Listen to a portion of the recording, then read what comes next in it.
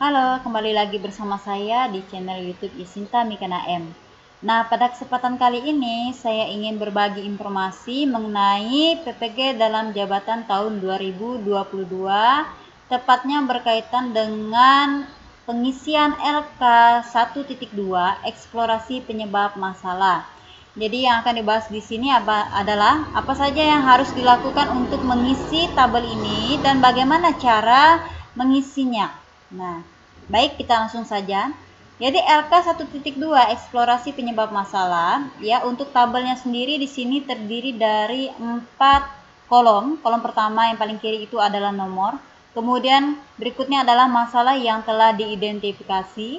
Kemudian hasil eksplorasi penyebab masalah, dan yang terakhir adalah analisis eksplorasi penyebab masalah. Nah, untuk mengisi tabel LK 1.2 ini, maka mahasiswa PPG itu harus melakukan beberapa hal, diantaranya yang pertama adalah harus melakukan kajian literatur.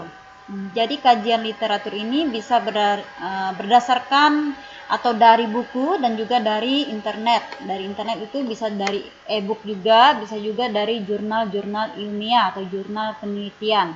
Kemudian yang berikutnya adalah melakukan wawancara ke beberapa orang, diantaranya itu harus mencakup kepala sekolah, kemudian ada juga rekan sejawat, kemudian guru, kemudian pengawas, dan pakar.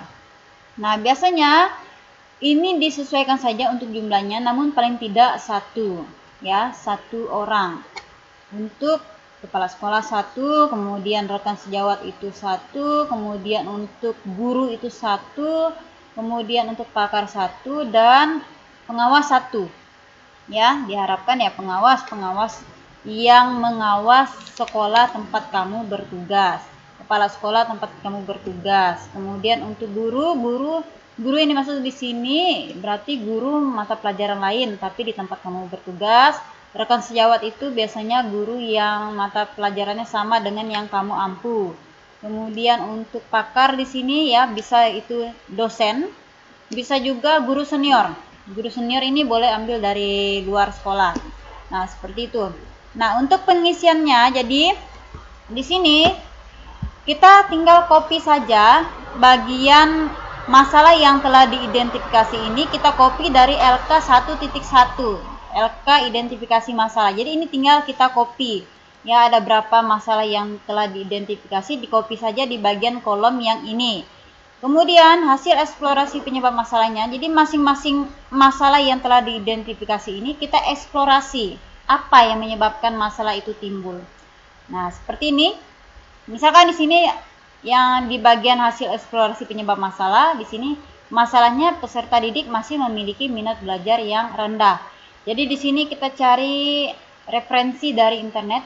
Contohnya di sini adalah jurnal ilmiah, ya, bisa dilihat jurnal ilmiah.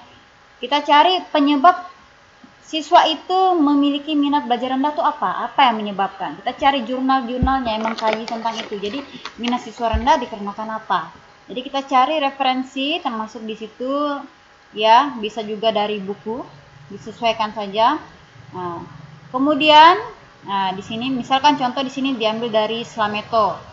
Belajar dan faktor-faktor yang mempengaruhinya, dari buku Belajar dan Faktor-faktor yang mempengaruhi yang terbit pada tahun 2010. Jadi dikatakan minat belajar dapat diukur menjadi melalui 4 indikator, yaitu ketertarikan untuk belajar, perhatian dalam belajar, motivasi belajar, dan pengetahuan. Jadi di sini bisa dikatakan bahwa beberapa faktor yang mempengaruhi minat belajar, yaitu diantaranya itu ketertarikan untuk belajar.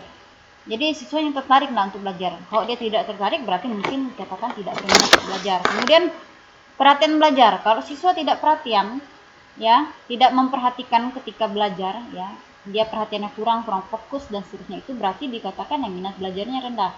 Ya, jadi itu yang menyebabkan minat belajar rendah. Kemudian motivasi belajarnya, kalau dia tidak termotivasi untuk belajar, ya, itu menyebabkan minat belajar rendah. Dan juga pengetahuan. Jadi seperti itu penganalogiannya. Contoh lainnya di sini misalkan yang berikutnya adalah dari buku Faktor-faktor yang mempengaruhi minat belajar, buku Susanto yang diterbitkan tahun 1998. Dikatakan bahwa beberapa faktor yang mempengaruhi minat belajar siswa adalah sebagai berikut. Di antaranya ada motivasi dan cita-cita, keluarga, peranan guru, sarana dan prasarana, teman pergaulan, dan media massa. Jadi ini adalah faktor-faktor yang mempengaruhi minat belajar. Artinya ya, faktor inilah yang menyebabkan kalau minat belajarnya bermasalah. Misalkan keluarga. Kalau keluarga tidak mendukung, ya, berarti itu adalah faktor penyebab. Menyebabkan siswa menjadi tidak berminat untuk belajar. Ya. Kemudian sarana dan prasarana mungkin. Jadi sarana dan prasarana yang tidak memadai itu merupakan salah satu penyebab siswa itu tidak berminat untuk belajar, ya, karena penggunaannya jadi belajarnya monoton seperti itu kan, di sarana dan prasarana yang nggak ada, jadi belajarnya hanya sekitar ya guru menjelaskan, jadi minat belajar siswa menjadi rendah. Itu contohnya saja.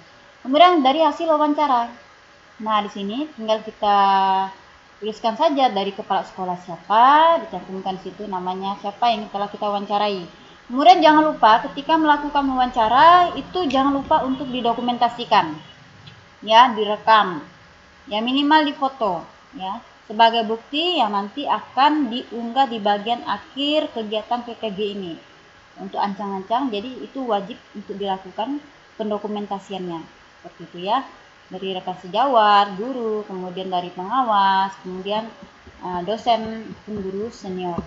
Nah, untuk bagian yang paling kanan, ya, mengisi bagian paling kanan, analisis eksplorasi penyebab masalah ini.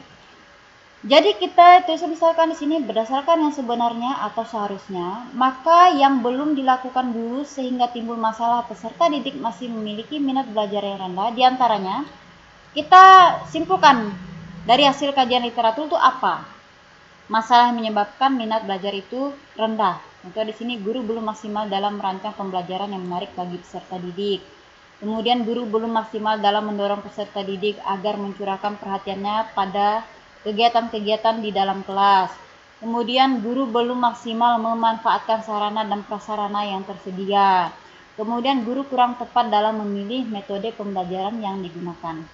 Jadi kita menyimpulkan dari beberapa literatur tadi, ya, kita menyimpulkan garis besarnya apa, ya.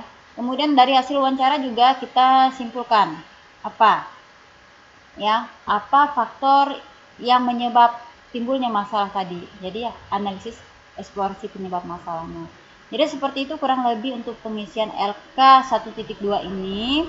Nah, perlu menjadi perhatian bagi kita ya ketika menyelesaikan LK ini, memang kita harus kerja ekstra, ya, mencari literatur yang mendukung seperti itu, ya. Kemudian diusahakan kalau misalkan ngambil jurnalnya itu sudah ada indeksnya, berindeks. Jadi bukan ya jurnal abal-abal gitu, ya, jangan ambil dari blog. Jadi utamakan dia jurnal yang sudah berindeks seperti itu. Kalau buku ya, kalau misalkan tidak bisa ketemu bukunya langsung ya dari e-book, ya, buku elektronik seperti itu. Nah, biasanya itu kalau misalkan di Google kita tinggal cari di bagian yang e-book itu ada buku. Nah, kita ketik di situ apa yang kita cari. Ya, begitu pula yang jurnal juga ada, seperti di ResearchGate ada juga di situ seperti itu. Nah, semoga apa yang saya sampaikan ini, informasi yang saya berikan ini bermanfaat untuk Bapak Ibu sekalian, terutama bagi mahasiswa peserta PPG dalam jabatan tahun 2022.